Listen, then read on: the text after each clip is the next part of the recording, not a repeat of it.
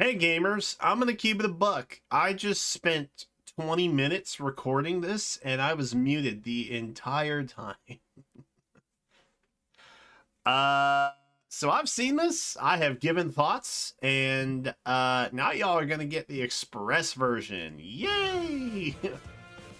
I love the transition, okay, of forest, which is great. I'm such an idiot. I'm such an idiot. Oh, God, I'm so dumb. Hi, Lucina.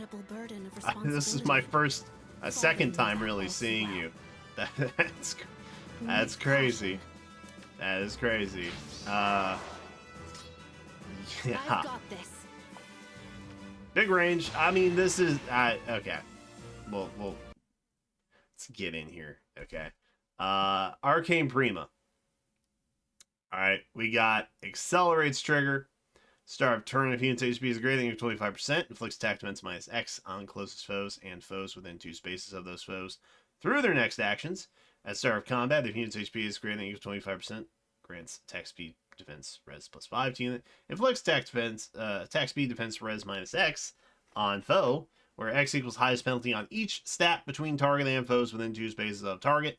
Calculates each independently. Neutralizes effects that grant special cooldown charge plus X on to foe, or inflict special cooldown charge minus X on unit during combat. Then also, if unit speed is greater than foe's speed, neutralizes effects that guarantees foe's follow-up attacks and effects that prevent unit's follow-up attacks during combat. So we have debuffing. All right, we have penalizing. We have null in here. We have guard. Just a lot going on. It came to my attention that I don't really use many speedy axes. So, I honestly, if I get one Lucina, that's a dub for me. I will give the axe to Titania and I will call it a day. And I'll be happy with that. Genuinely. Future Sight is nice. Future Sight's nice. We have, we swap places, right? Obviously, duh, Future Sight. Grants attack speed plus 6, Treachery. And if unit initiates combat, reduces damage from foe's first attack during combat by 40% to unit and target ally for 1 turn. And then you get another action. So that's really nice because Lucina gives that to her target as well. So for me personally, I think the biggest draw here is actually just Lucina as a unit, and not so much the inheritables on her, outside of, like, you know, her axe, obviously, which is the main draw. We do have a new alarm skill, which is nice. We have alarm defense res, that's fun. And then we have speed defense snag, which obviously pairs really well with the not only future sight but also her weapon. You know, what with the sabotage and all of that. So that's really nice. Alarm defense res is basically your new alarm skill in crispy crunchy defense res flavor now. So that's kind of nice. We get a buff of defense res, and then we also get another during combat if conditions are met, right? Basically being less than or equal to 1 allies adjacent to you. Kanto is the big draw here, obviously, I think, because that frees up her B skill, since she doesn't have Kanto in her weapon like some Cavs do. So yeah, overall, I think the base kit's good. I don't necessarily rank it very high in terms of units that are going to want this particular kit. So take that how you see fit. I think Lucina's a great unit on her own, and isn't necessarily looking very heavily at Fodder Fate necessarily. This is interesting though. They started adding in these little indulgent TLDR snippets. They basically have Phoenix Master Cliff Notes, bullet points over here, which are crazy that they're they're doing this now. I like to think that this helps people just get a baseline of like, oh, okay, well that's what she does on the surface level, without having to get too technical into the numbers and stuff. Because not everybody is sweaty. Okay, if you are sweaty, that's cool, but not everybody is, you know? I use auto create for my Ether Raid offense teams. I just don't put a lot of effort in most days. So, you know, that's how I roll. This is kind of nice for people like me, although I have a better understanding of the.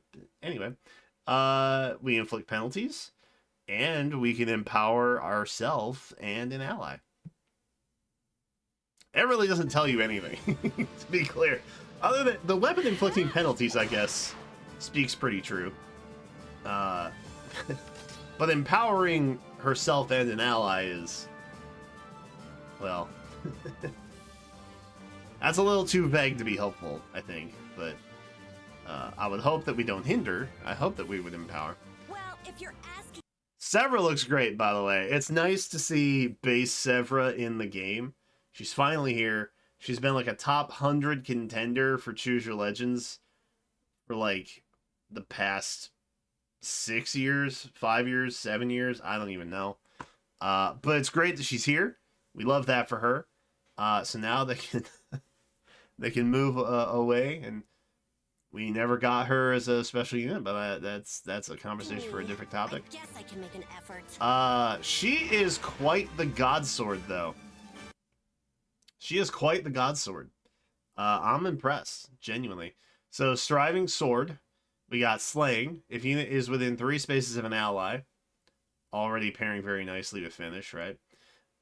We have an Omni buff of X to unit, where X equals 25% of foe's attack at start of combat, -4, max of 14, minimum of 5.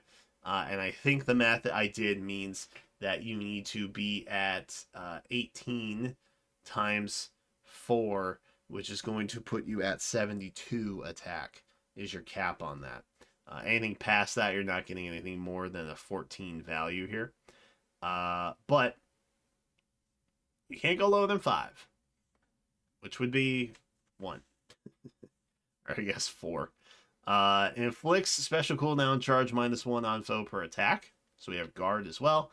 And also, when the unit's attack triggers unit special, neutralizes, reduces damage by X% effects from foes' non-specials. So also kind of that built-in piercing effect, right? If unit is within 3 spaces of an ally and foe's attack triggers, unit special, unit's next attack neutralizes, reduces damage by X% effects from foe's non-special skills. And if unit is within 3 spaces of an ally and special triggers before or during combat, grant special cooldown count -2 after combat. So we also have like special spiral built in as well to an extent, which is kind of wild. A little bit of special spiral 4 cooked in here, kind of. So obviously pairing very well with godlike reflexes, right? Normally a 3-turn cooldown special. It is now a 2-turn and is pretty much looping. Okay. We'll get to that in just a second. Spoilers. Attack speed finish does what it does. You're already within 3 spaces of an ally with the sword, with their weapon. So obviously that pairs really nicely. Buffer 4 is new. I'm 99% copium that this is not a brand new tier 4 skill, and it is in fact just a brand new name with a 4 after it of some really common tier 3 skill that we have a bunch of, and it'll be super easy to inherit. Yeah, it's not. Yeah. At start of turn 1, if foes attack and trigger unit special, grant special cooldown count -2. Yeah. So we have started the looping process. We are inflicting speed defense -4 on foe during combat. If a skill compares unit speed to foe or ally speed, treats unit speed as if granted +7. So we get a little phantom speed in there as well. If unit speed is greater than foe speed, reduces damage from attacks during combat and from AoE specials by percentage equal to the difference between stat times 5. Max 50, so 10-point difference, which is great. That's great. So we're in like that DRB skill family with this. So we're still getting damage reduction. We're getting phantom speed. We're getting the lull on speed defense, and we're also getting a cooldown, which is just, there's so much happening with Buffer 4. That's such a dope skill. I love that. And if I am lucky enough to get multiple severs, I will probably end up giving that to my Ira, who is pretty much my lead god sword outside of Lucia. So, very nice, very cool. Everything works very well. Her base kit pairs really well. Obviously, slap a C skill on her. Anything really works. You could do something like Speed Smoke, maybe. That might be an easy enough option to get a hold of. That's been around for a while. Anything oath-oriented would also be great. So, pretty easy to build. Relatively cut and dry God Sword copy paste. Laurel here is a colorless tome, which is great because I think colorless tomes have like literally one other option right now, unless there's a seasonal tome that's snuck in there that I don't remember. But now we have a deer tome, which is tight because it has guard built in. And then you're also getting a slight attack buff and an attack debuff on the enemy. The rest of the kit, I'm sure the pre-father is nice. You know, he's added to the colorless pool. So let's be real. Let's have a moment of truth amongst ourselves, yes. It's not getting any worse. You know, this isn't that bad.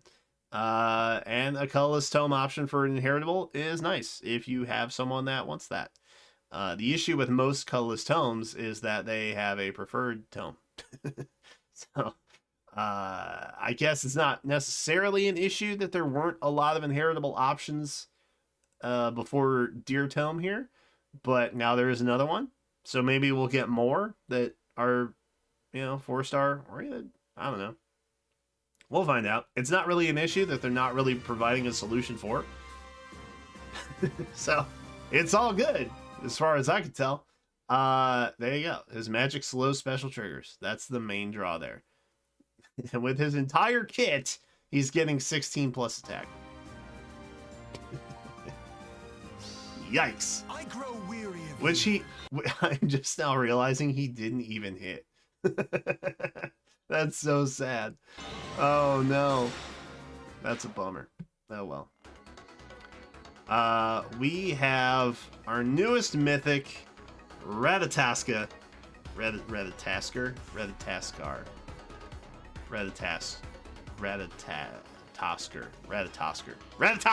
I said it right before she said it. Hello. I'm Ratatoskr. Yes. I'm a member of the Healing Hands. Can't make fun of me for that one, can you? No, even though I literally just recorded this video. And I got the name right every time. But I was muted, and the world will never know. Moment of truth. I felt like an idiot yesterday. I went live after I did my Fade channel initial reaction. I didn't realize she was a squirrel. She's a squirrel. The other thing I didn't know, I thought she was like in a maid outfit. She's not. She's in like an old-timey nurse, war nurse outfit thing going on. Think like old-timey French nurse with the hat thing. That is what she is wearing. Additionally, one of her sisters, I think they're all sisters, the Blady one, the hawk lady, she like sharp things, like a surgeon. Okay, so kind of like a surgeon type doctor. And then the snake, the other snake lady, the newest snake lady, is like eating an apple or something, almost like she's taking some kind of painkiller or something with the red face and all that. So it's like anesthesia, I think is the theme there. So there's like medical themes happening with all three sisters, and they're called the Healing Hands. Wow, that's crazy. None of that occurred to me in my initial reaction because I was just too excited. But it quite literally did dawn on me last night when I was live, going over this again, when I watched it with everybody again. So I just want to clarify that I'm not an idiot anymore. Except for when I did an entire 25-minute recording with my mic muted. I am not currently an idiot. That is what I wanted to say about that. Alright, so here's what we got. We saw some of her kit yesterday, but the weapon was new, because I don't think we got a glimpse of that. We just saw her C skill, which basically activated her terrain and everything. So, We do have X and Y's here. Okay, so a little bit of algebra involved. So first off, we're getting Kanto 2, which is great. We have Slaying in her weapon. Duh. Luna's now a 2-turn cooldown. At start of combat, if unit's HP is greater than equal 25%, grants attack speed, defense res plus 5 to unit, grants attack speed plus X to unit, where X equals 9 minus 3 times the number of allies within with HP less than or equal to 40%, minimum of 0. Grants special cooldown charge plus 1 to unit per attack, and reduces damage from foes first attack by 40% during combat. At start of turn, if unit is adjacent to only beasts or dragons, we transform. If unit transforms, grants attack plus 2 to unit, inflicts attack defense minus Y on foe during combat, where Y is equal to the number of spaces from start position to end position, select clash, of whoever initiated combat. So it was dual phase. Plus 3, max of 6. And also, if Y is greater than or equal to 5, reduce damage from foes first attack by 30%. So really, to get the secondary effect there, you really only have to move 2 spaces. But being a Cav who has 3 spaces, you're probably going to be fine triggering that under most circumstances. So with her C skill, she is primarily a support unit, and good lord, does she take up a lot of the map with her vein effect. I want to say terrain, but her vein effect. Really great. Really glad she's free. Really glad everyone is getting access to her and her wicked kit here for free. But, you know, the weapon also is standalone very solid. Like, really good. So, a nice balance between a unit that they knew was going to be free for everybody, but is also going to live in that mythic legendary pool for however long until she hits a remix, which I assume would be like many years, like probably 4 years from now. So that is that. We also have Beast Agility 4, which is probably, if you have a speedy beast unit, your new best B slot, like hands down. 99% of the time, probably your best B slot for speedy beasts. So it renews the condition to transform. It inflicts speed defense minus 4 on foe during combat. And if unit speed is greater than foe speed, neutralize effects guarantees foe's follow-up attacks and effects to prevent units' follow-up attacks during combat. And deals true damage equal to 10% of unit speed. Wow. Anytime you get true damage, that's tight. So like I said, really good B skill for her. Up to you if you want to fodder or not. But that's what we're looking at. So Mending Heart is our unique C skill here. And this is basically the terrain. So the terrain itself is basically going to prevent warping, right?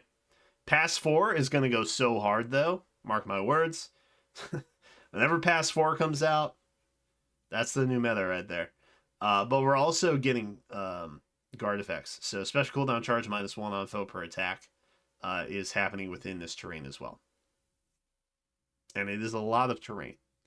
Like most of the map. Okay? You'll see once she moves a second time here. Which is maybe the biggest thing for her. After unit acts, if Kanto triggers, then it acts again, basically. We're applying Divine Vein Green to units space and spaces within 2 spaces of unit for 1 turn. Restores 7 HP to allies within 2 spaces of unit after combat. And if unit initiates combat or is within 2 spaces of an ally, grants Omnibuff of 4 to unit during combat. Inflicts special cooldown charge minus 1 on foe per attack. And restores 7 HP to unit after combat. So, all very, very good things. She's a great unit to get a hold of. Again, she will be free just by completing Chapter 1 of Book 8, which drops tomorrow or the day after. I don't know how time works at the moment. So, you know, our TLDR is Hero's Allies. Use Divine Vein to upset warp effects and specials. Man, that's all you need to know. It's crazy that he's green and she's blue and he's getting utterly owned. Look at that. Look at that, dude. Look at this. It's so much of the map. That's crazy. Like, actually crazy. Alright. So, overall, I think it is a pretty solid banner. I think if you pull on it, it's going to be very dependent on your individual situation and your account. Obviously, the main draw, which is Ratatoskr, she's free. So,